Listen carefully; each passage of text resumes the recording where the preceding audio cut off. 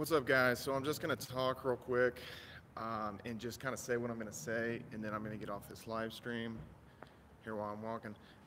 But basically, I just want to say about the market going down. Obviously, a lot of it has to do with China and South Korea and just kind of the worries there. But that's a non-story. This is something that we've been hearing since 2013 that, oh, China's going to ban Bitcoin, or they're going to shut down the exchanges, or this or that. It's really just kind of a non-story altogether. I mean, yeah, okay, the Chinese government, they don't want their citizens to be able to think for themselves. They don't want them to be able to access information on the internet freely. That's nothing new. You know, there's nothing new at all about that. I mean, this goes back 20, 30, 40, 50, 60 years. As far as cryptocurrency markets go, it's like, why does the price go down so hard when there's just like the lightest amount of news? And you know, it's a good question. I mean, the thing has went up thousands of percent. So let's say stuff pulls back 20, 25%. That's kind of, in a way, a small pullback if you really think about it. Now, I'm not trying to tell you that you should put more money in or bring more money in from your bank account. I'm not saying that, you know, you should sell. That's really up to each individual. But what you'll see is people that have been in this a while, and the people that don't necessarily need the money today or tomorrow, and that weren't leveraged out, that it doesn't really mean anything to them. Like, okay, well, this went down. I'm just gonna post stuff on Steemit. I'm still gonna do kind of the normal day-to-day stuff that I would do anyways. So as far as that goes, it's like my day-to-day doesn't change anything, even if cryptocurrencies lose 50% of their value in 2 days. So to me, I mean, it's really nothing. You do have a lot of weak hands in this market at this point. You still have people getting in that don't really know anything about cryptocurrencies. They haven't really researched this at all. So you'll end up in a situation where you will have noobs panic selling because, you know, they bought stuff on debt or they have bills to pay by the end of the month. You'll have some of that. Some of them will get washed out. There's definitely people that in this market that they're gonna get washed out. That just happens in any market. But if you think about, let's say, real estate that's not liquid, you know, let's say in Arizona, we had a peak in real estate around 2006 here in Arizona, and this was one of the hardest hit states for real estate. And what you had is, we did not see a bottom in the market until December of 2011. You're talking multiple, you know, you're talking years of like the thing sliding. I would rather see the cryptocurrency market just take these hard, sharp dips. About the time you go do something else, you go lift weights, you go to sleep, wake up the next morning, and then everything changes. You know, the market moves fast. I wouldn't get too tripped out. I would just do your day to day, unless you were gonna like cash out today or you were gonna planning on cashing out tomorrow. In the long term, it really doesn't matter. It doesn't matter if any country attempts to ban Bitcoin or any kind of cryptocurrency. It's just you can't. That isn't going to work. Even if the United States said that they were going to ban cryptocurrencies or put like super strict regulations on it, yeah, would people kind of panic and it would kind of affect the market, but it isn't going to stop the global takeover.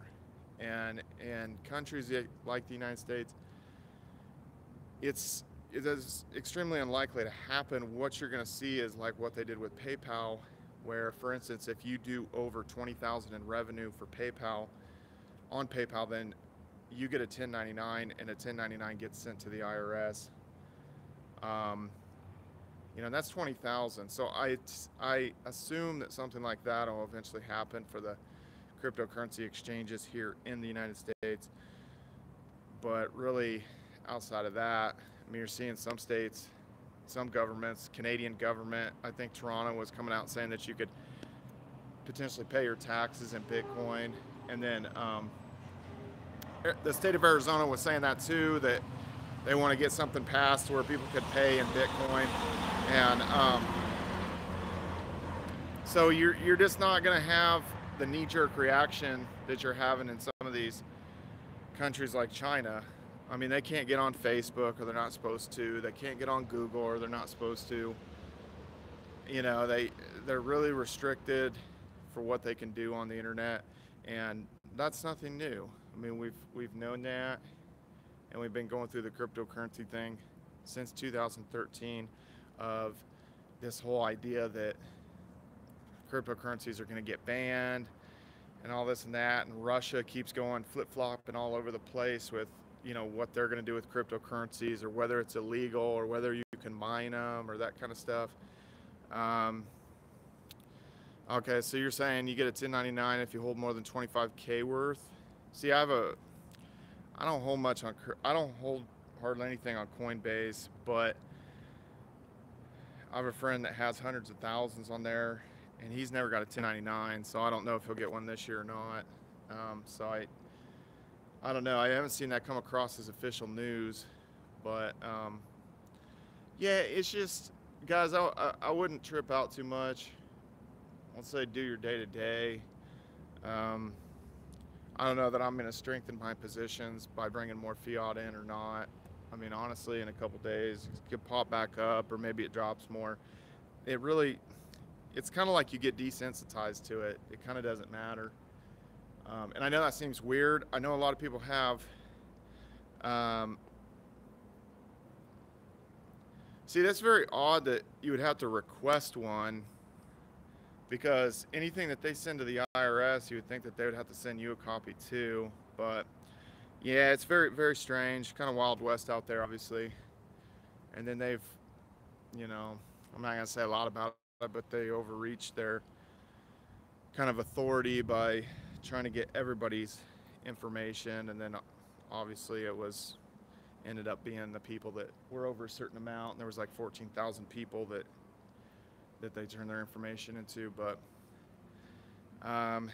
really, in the end, it just kind of depends what your strategy is, when you got in, what you see long term. I think the coins that'll start to get washed out is, you know, the ones that'll start to get, the coins that'll start to get washed out are there's ERC20 tokens that have no code and are just a white paper and just an idea. Those are the coins that when this starts dropping hard, that they could potentially get washed out. But I mean, the hype bubble's not over. A lot of stuff's going to get pumped back up. I mean, I'm seeing these Telegram pumps and these Twitter pumps that are like way more extreme than what we saw in 2013, 2014. So they're just getting massive amount of capital towards them. And honestly, and all things considered, I kind of expect a lot of hedge fund money, a lot of kind of institutional type money coming in these times like this to try to at least take a position. If they haven't taken positions in certain stuff, they'll start to establish positions, and if it drops further, they'll establish bigger positions and keep building out their base. That's what I expect. The retail investors that are just kind of new to it, they could get shaken, but they weren't really moving the market necessarily. I don't know. It's really hard to say. It's really hard to say who moves the market altogether, but really when it comes down to it, I'm not really changing what I'm doing, and this is kind of a non-news item. But what are you guys seeing out there? I mean, I saw Ethos, not EOS, but Ethos was up a little bit. I don't know if there was any particular news. I didn't get to look into it. Did anybody see any news on that?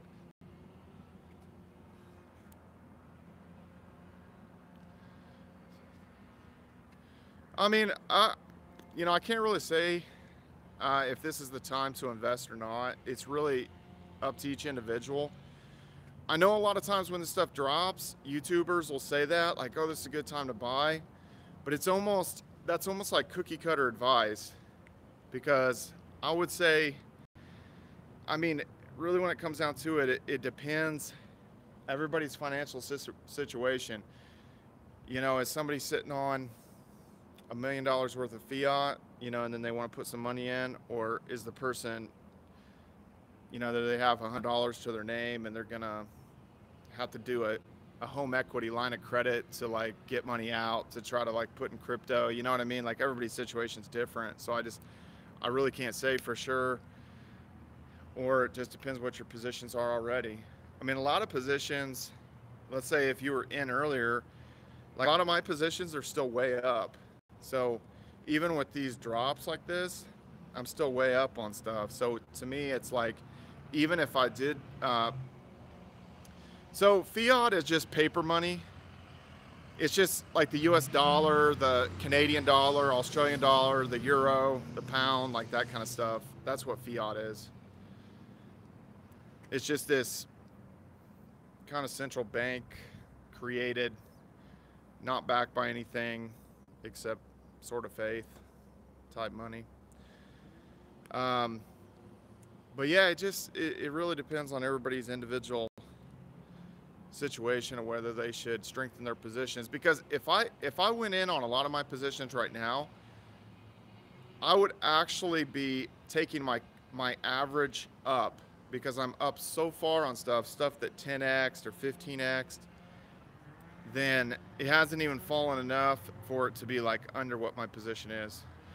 What's up, Gilstrap TV? I'm on the live stream, man. It's funny. That's my friend from Phoenix, so he's up the road. But yeah, anyway, guys, I'm gonna drop off this live stream at this point. I'm gonna get back home, try to do a little bit of research. I'm gonna see why Ethos actually stayed up a couple percent. Everything else was getting hammered 20, 25, 30%. And oh, sweet. Yeah, Prescott's nice. I haven't got to hang out there a lot. I'm always just kind of passing through there when I've been up through there. But I'm gonna drop off, guys. You guys have a great day. I'm gonna do some more research of why Ethos was kind of sticking up, and then try to get another video out later on. Yeah, Neo seems like it has just really had a lot of buy pressure on it for the last 3-4 days. Well, even longer, probably a week or more. But anyway, have a nice day, guys. See you later.